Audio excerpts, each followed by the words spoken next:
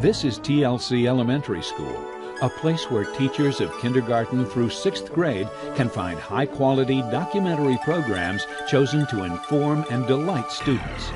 Use TLC Elementary School to complement your classroom lessons and to give students an up-close look at the world and the people around them.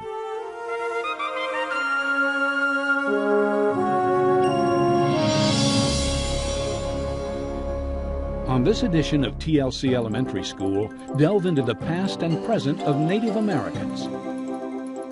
Trace the heartbreaking journey the Cherokee made on the Trail of Tears. Then see how the traditions of the first Alaskans live on today.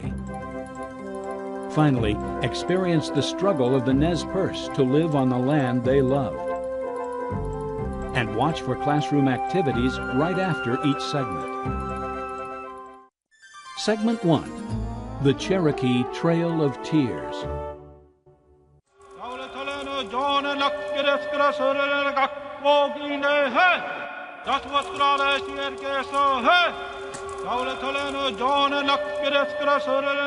For thousands of years, Native people had lived in North America. In the early 17th century, settlers from Europe came across a huge ocean to North America and made it their home. The natives watched the settlers as they struggled to live in this new land. But as more and more Europeans were coming across the ocean, the natives began to worry. European settlers built towns and villages and raised their families on farms, and they loved the new country they had made their home in. They loved it so much that some of them didn't want to share it with the native people who were already there. This was a real problem because the native people also loved their home. There are a lot of sad stories about this problem, and one of them is called The Trail of Tears.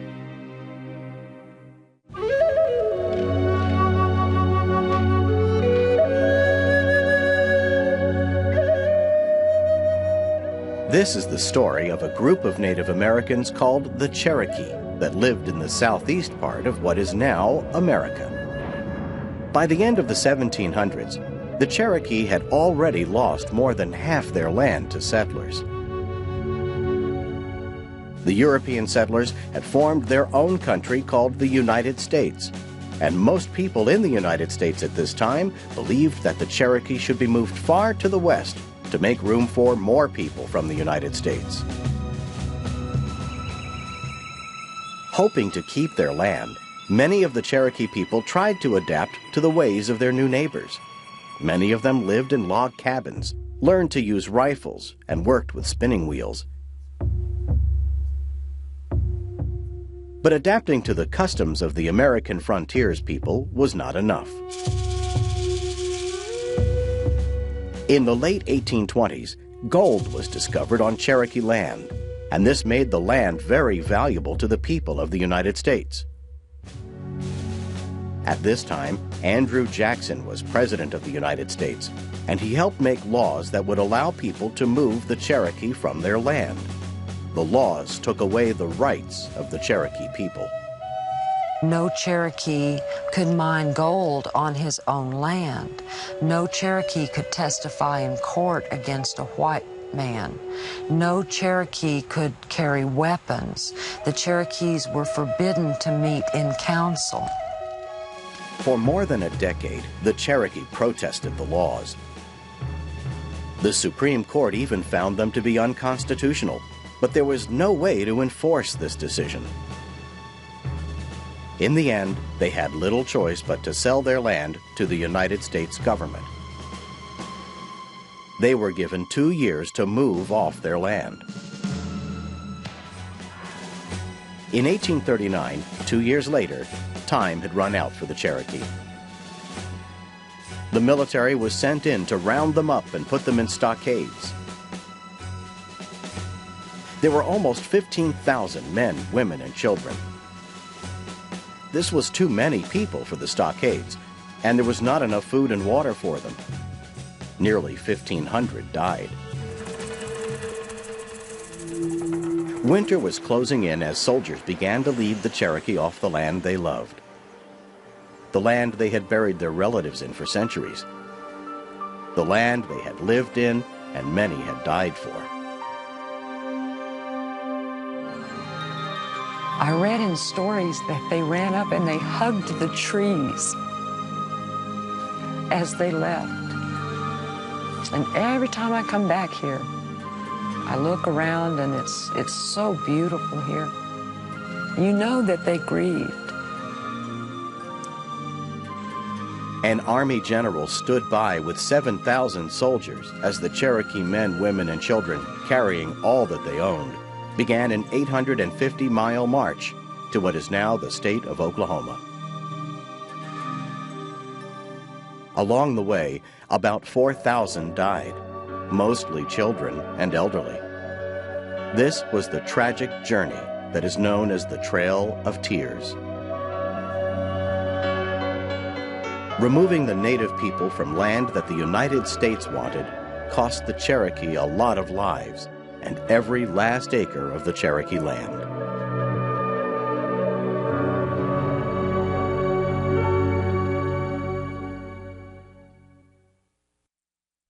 Try this activity to complement the Cherokee Trail of Tears.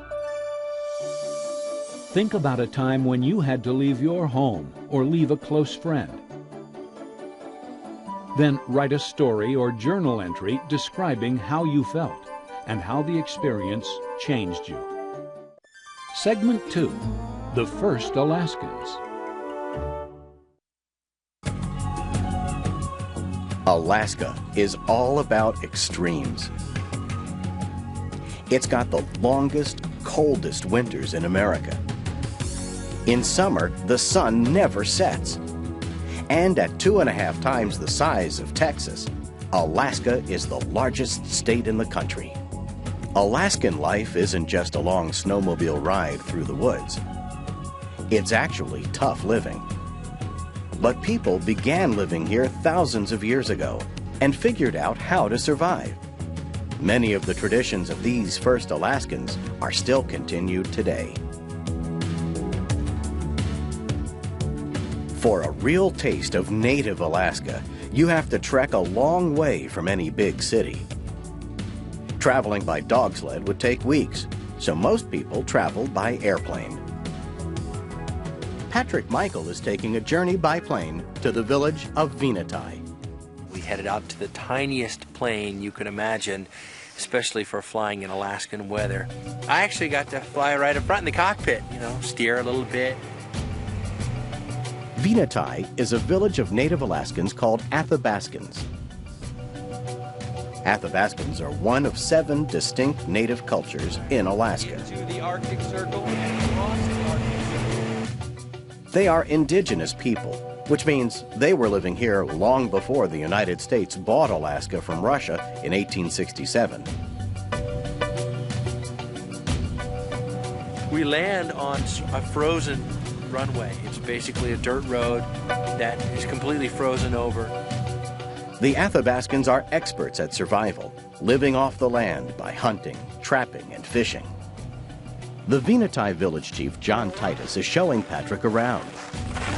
Now, the place you're unlocking right now, what do you call this? This is the cache where we keep our food, like meat and fish and stuff like that.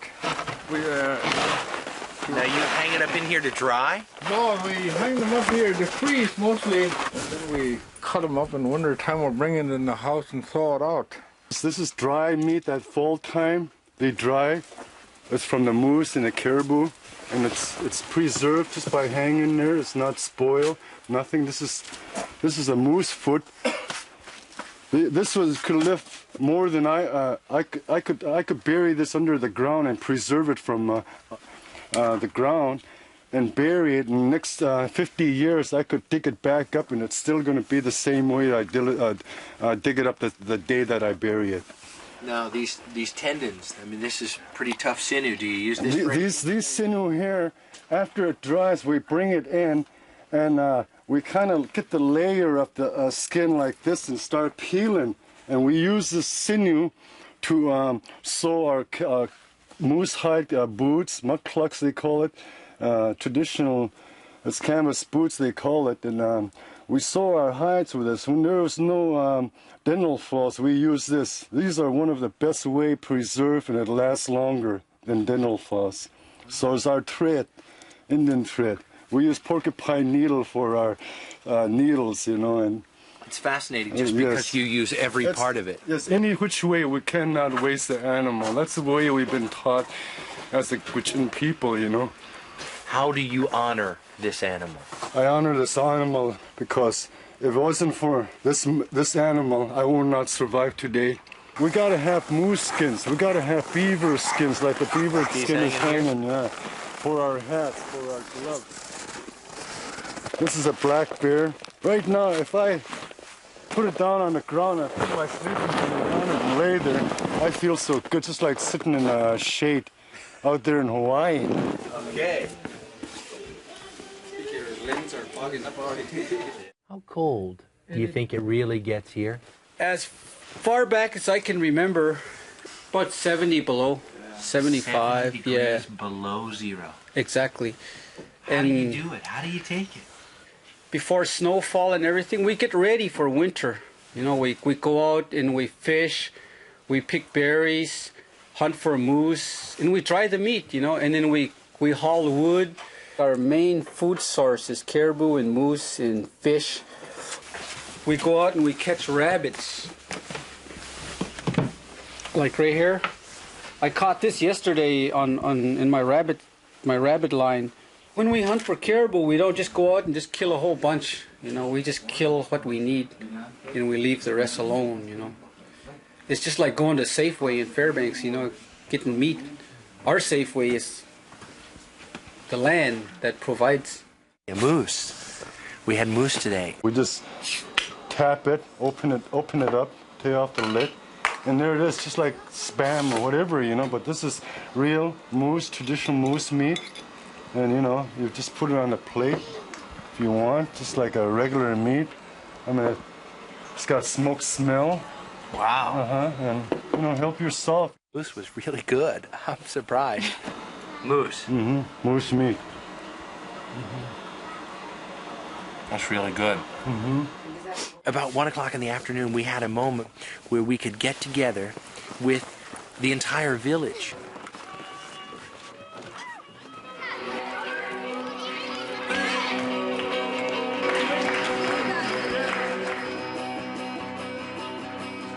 What's interesting about their dances is a sense of storytelling.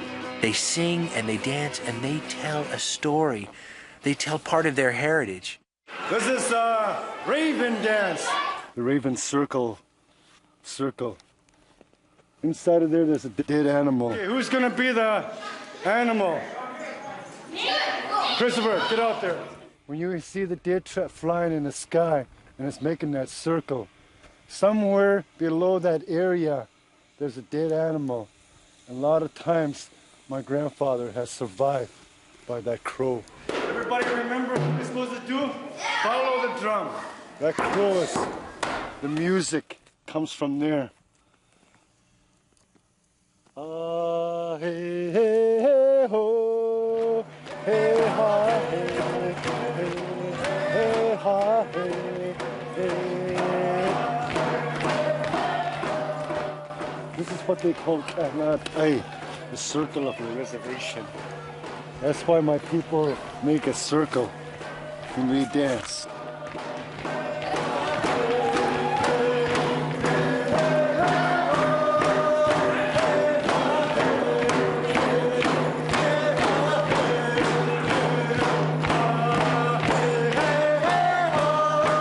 It becomes a very powerful thing to see.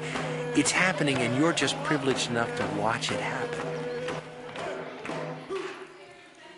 It's an incredible feeling to be so welcome, to be so encouraged in what could be very, very private religious experiences. And they want us to know, they want us to share that with them, the wonderful feeling of that. And it was really amazing.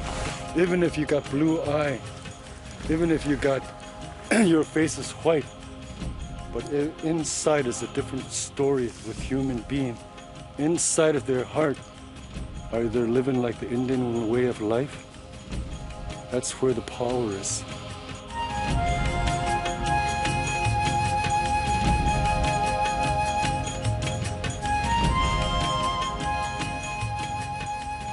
Thank you very much. Thank you very much. How do I say that again? Masicho. Masicho. Try this activity to complement the First Alaskans. There are many Native Alaskan people in addition to the Athabascans. Try and learn about as many of them as you can. Form groups to map locations, describe foods, create clothing, and build model shelters. Create a class display of as many Indigenous Alaskans as possible. Segment 3, the Nez Perce.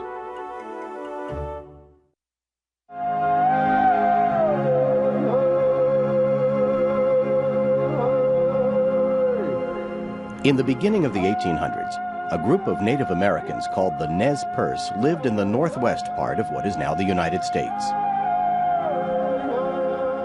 They hunted, fished, and traded with neighboring tribes.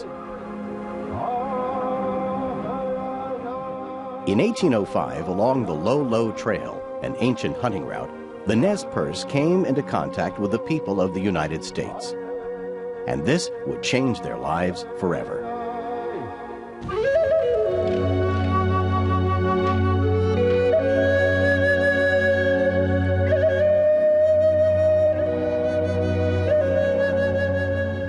American explorers Lewis and Clark had been sent by President Thomas Jefferson to explore the Northwest in 1804. At this time, much of the West was not owned by the United States. Lewis and Clark had made it almost all the way across the continent, but they were lost and starving. The Nez Perce took them in, fed them, and cared for their horses, saving their lives. The explorers were grateful, and when they returned to Washington, they described the beautiful lands and gentle natives of the Northwest. It wasn't long before settlers from the United States began to move into this land. By the middle of the 1800s, settlers had flooded into the land of the Nez Perce, which was about 13 million acres. In 1846, the U.S. government took ownership of the land from the British, and it became part of the United States. Conflicts arose between the American settlers and Nez Perce. Many settlers ignored the Indian ancestral rights to the land. Others stole horses and killed the Nez Perce in disputes. Often these acts against the Indians went unpunished. Then gold was discovered on the Nez Perce land, and the land became very valuable to the people of the United States. In 1863, the government of the United States offered the Nez Perce a treaty that would take away over 90% of the land that settlers hadn't already taken. I think the simplest way to view the Treaty of 1863 is that it was a big government scam inflicted on the Indians to open up the gold fields to continued white exploitation. About half the tribe refused to sign this new treaty, but the U.S. government ordered all the Nez Perce to move to a very small piece of land called a reservation. Several bands refused. Leading this resistance was Old Chief Joseph in the Wallowa Valley in Oregon. There were other Nez Perce chiefs besides Joseph, like Whitebird, Eagle from the Light, and Looking Glass. Old Chief Joseph argued that their bands didn't sign the treaty, so they still owned the land they had always lived on. But in 1871, Old Joseph died, charging his son, also named Joseph, with the task of carrying on the resistance. I pressed my father's hand and told him I would protect his grave with my life. I buried him in that beautiful valley of winding waters. I love that land more than all the rest of the world. For the next 5 years, U.S. authorities tried to get Joseph, his followers, and his allies to come to the reservation. But they refused to give up the land they insisted they never sold. the government gave the responsibility for resettling these Indians to General Oliver Otis Howard. General Howard, who wished to avoid violence with the Nez Perce, did all he could to persuade Joseph and the others to come to the reservation, reasoning with them, coaxing them, and eventually threatening them. Finally, Howard ordered Chief Joseph to bring his people to the reservation in 1 month, or the military would come in and move them there by force. Chief Joseph reluctantly told his people that they had to leave. May 31st, 1877. The Nez Perce began a more than 100-mile journey from the Wallowa Valley across Hell's Canyon and the Snake River en route to the reservation in Idaho. They carried everything they owned. The group of displaced Nez Perce camped near Whitebird Canyon, just a few miles south of their new reservation. There, they talked of their loss of freedom and their mistreatment by the U.S. government over the years. Some talked angrily of revenge. That evening, 3 young men from Chief Whitebird's band rode out into the surrounding land and killed more than a dozen settlers. When Chief Joseph and the other chiefs heard what had happened, they were horrified. They knew now that there was going to be a war. General Howard ordered his cavalry to bring in the renegade Nez Perce. A battle occurred at Whitebird Canyon, and 33 U.S. soldiers were killed. Mid-July 1877, fearing another attack, the Nez Perce set out on a 250-mile trek across the Bitter Route Mountains between what are now Idaho and Montana. But General Howard was following right behind him with his army of 700 soldiers, and other generals and their soldiers would soon join in the chase. The Nez Perce followed the Low Trail, attempting to flee to freedom in Canada. It was along this trail that their ancestors had rescued Lewis and Clark in 1805.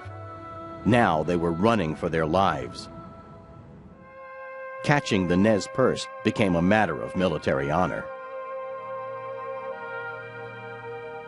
The Nez Perce, exhausted, made camp alongside a creek near the Bear Paw Mountains. Canada was only 42 miles away. Early in the morning, soldiers attacked the encampment. It was a horrible battle, and the Nez Perce were too weak to beat off their attackers, nor could they escape. About half of them died before they surrendered to the U.S. Army.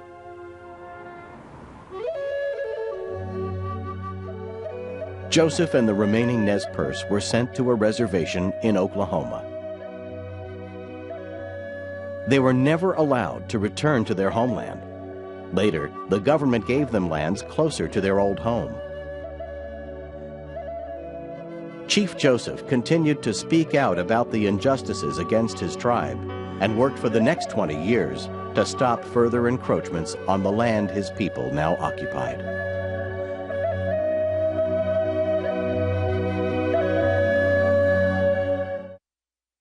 Try this activity to complement the Nez Perce.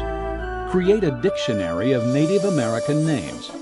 List as many tribal names and famous Native Americans as you can. Then research each name on the list. Combine all of your findings into one Native American reference book for your class.